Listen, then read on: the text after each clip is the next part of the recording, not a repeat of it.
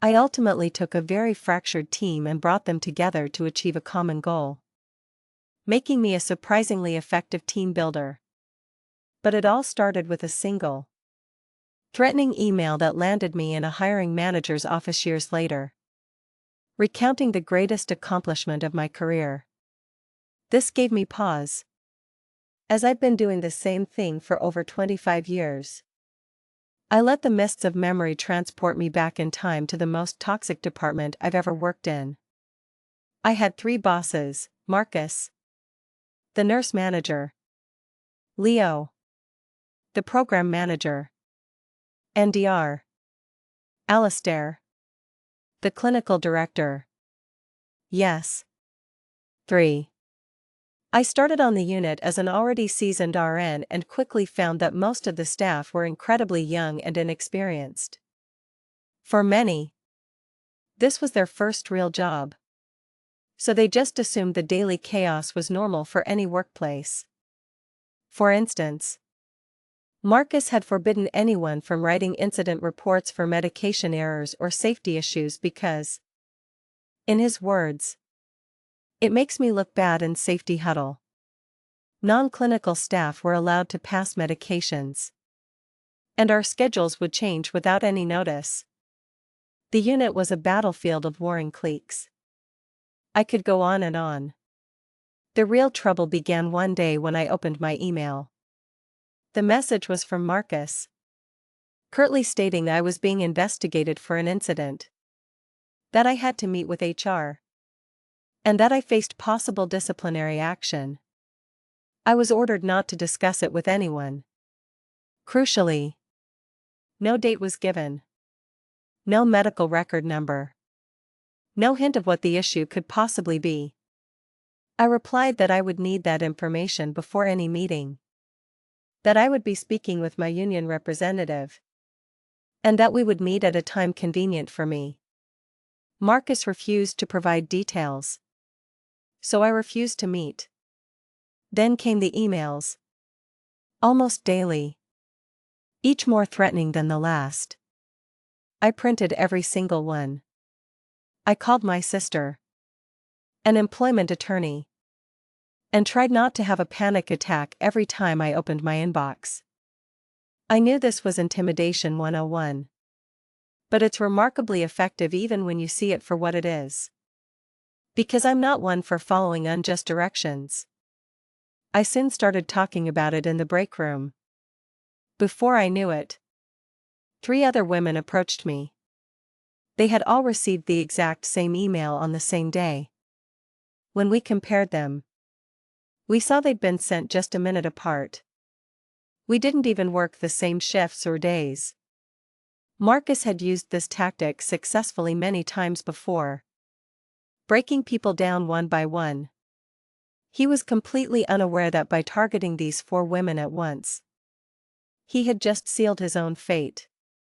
We agreed to call in our union rep and collectively refused to meet with HR. Marcus continued to escalate, even cornering us individually in the hallway, getting chest to try and stare us down. He was a very big guy.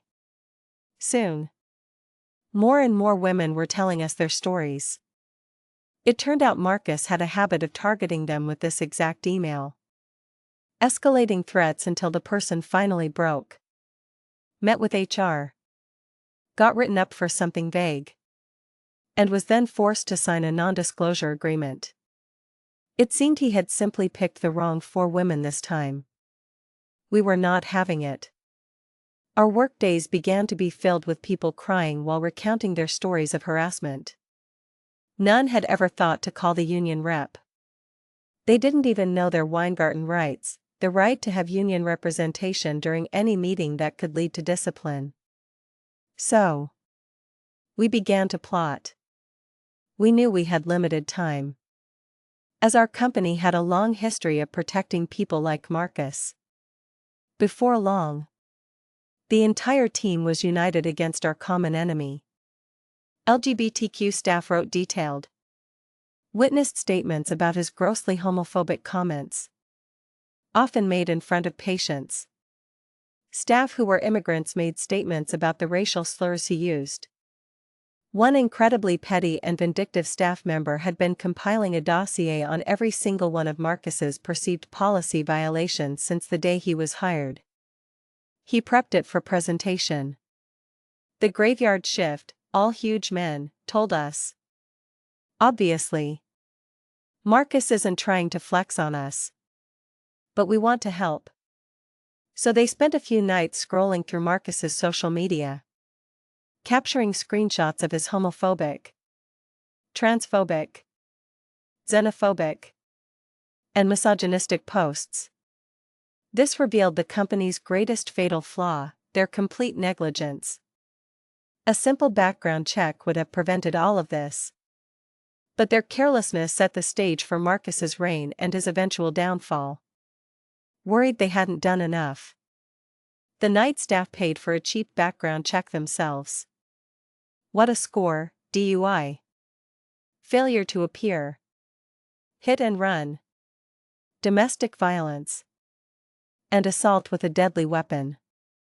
Finally, 2 women came forward with formal complaints of sexual harassment. One incident had occurred right in front of the assistant manager, and another was documented in an email. We were ready. We flooded HR with meeting requests, and our union rep coordinated the assault. On Monday, we started with simple harassment and intimidation. I met first. The HR lady seemed utterly unimpressed, her face a bored, placid mask as I detailed the threats. On Tuesday, all the LGBTQ staff and those subjected to racial slurs filed their formal complaints. By the end of the day, they said the HR lady looked tired, her corporate composure beginning to crack. Wednesday was the grand finale. It started with the background check. As our union rep read the list of charges: DUI, hit and run, domestic violence, assault with a deadly weapon, the HR representative's face went from tired to ashen. Then came the meticulously detailed dossier of policy violations, followed by the final, well-documented complaints of quid pro quo sexual harassment. To cap it off, our union rep coolly informed HR that the union's attorney was very eager to know how they should proceed. HR quickly assured her that would not be necessary. That evening, Marcus posted a sign on his office door saying he'd be away for a few days. The graveyard shift reported that over the weekend, housekeeping cleared everything out of his office except his name tag. The night staff took it as a trophy. As someone later commented, it was just guys being dudes. And that nameplate became a legendary symbol on the unit. On Monday, the CNO, COO, and HR met with our entire team and informed us that, effective immediately, Marcus was no longer employed by the hospital. We all sat there, silent and polite, until the suits exited the unit. The second the door closed, a loud, spontaneous cheer erupted. People were hugging, cry-laughing, and giving high-fives all around. In the aftermath, Leo was fired 3 days later for knowing what was going on and turning a blind eye. Not to mention his own history of inappropriately touching women on the unit that came out during the investigation. Dr. Alistair was also fired for sexual harassment. Then, the hospital hired an old manager of mine, a man with his own long, well-documented history of, you guessed it, sexual harassment. I quit within days of him being offered the job.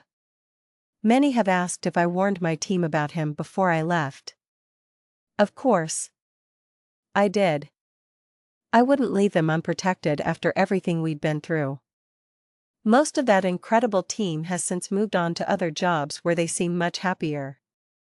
So, as I sat in that interview, the hiring manager waiting for my answer, I sat up straight, smiled, and said, I took a very fractured team and brought them together to achieve a common goal.